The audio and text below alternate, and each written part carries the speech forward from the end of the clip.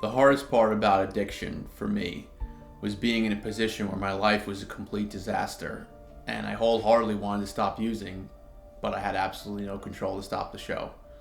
I actually got to a point towards the end where I accepted my fate as prison and eventually dead.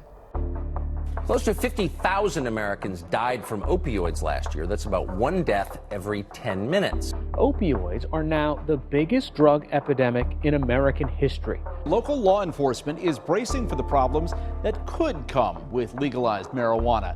Federal law still classifies marijuana as an illegal controlled substance on par with heroin. Experts are now calling vaping an epidemic. Teens are being hospitalized with lifelong injuries, all because they're inhaling too much, too often. Many students are using prescription drugs to try to gain an advantage studying. Underage drinking is a problem nationwide.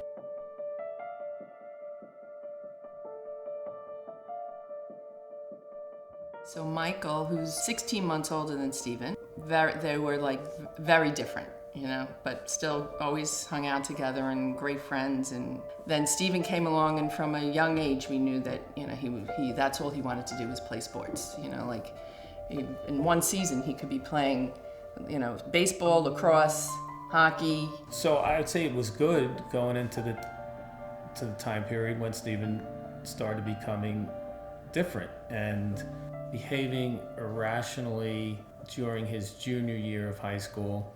And when he started smoking pot and then using opioids, his grades in school went down and his whole attitude changed, and he was defiant and didn't think we had any right to tell him what to do. And I remember him just screaming at my parents, and they would just get into these huge fights, and he was, you know, partially in denial that he was having a problem.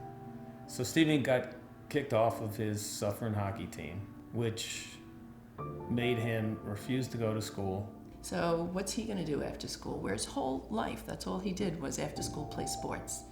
So now again, here he is. So who does he starts finding kids to hang out with what are they doing at 2:15? They're just going to get high somewhere, and, you know, because he wasn't the kid who was coming home and reading.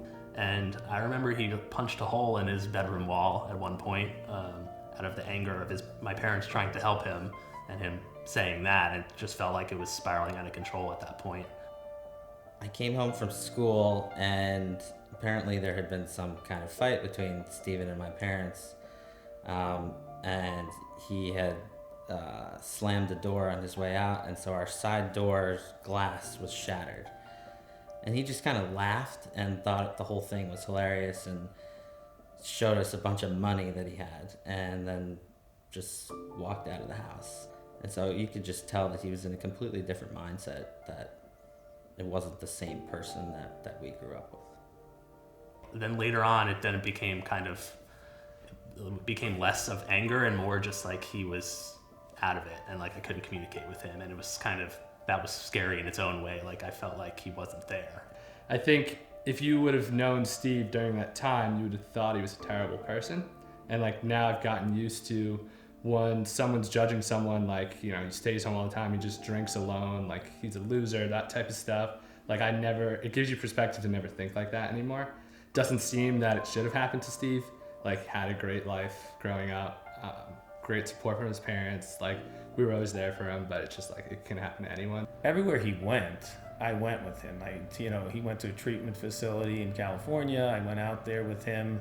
There's 4 of us, so it's hard enough for them to, you know, equalize their time amongst us. And when one of them is demanding their attention because he's at a point where he could die, you know, obviously that takes precedent. There's really no argument. All his trips to the Karen Foundation, at the Mountainside, you know, every court date.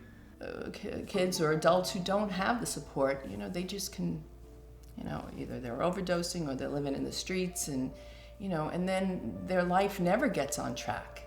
And like, and then you see the amount of friends he's had like overdose or die related to drugs and stuff like that. It's just like, it's a miracle. Like you should just be thankful that if you can go through like whatever it was, like an 8-year period of being on and off drugs, that you come out on the other side. It's just like, you know, you're in the 1%.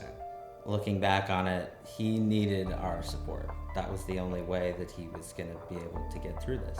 You know, Stephen's life got on track because we helped him so much get on track. I mean, he did it in the end. You know, he did what he needed to do, but I was never one to say, you know, yeah, he just kick him out and he needs to hit rock bottom. And, you know, I was more about the more support and the more help we can get for him. That's how he's going to make it, and he did.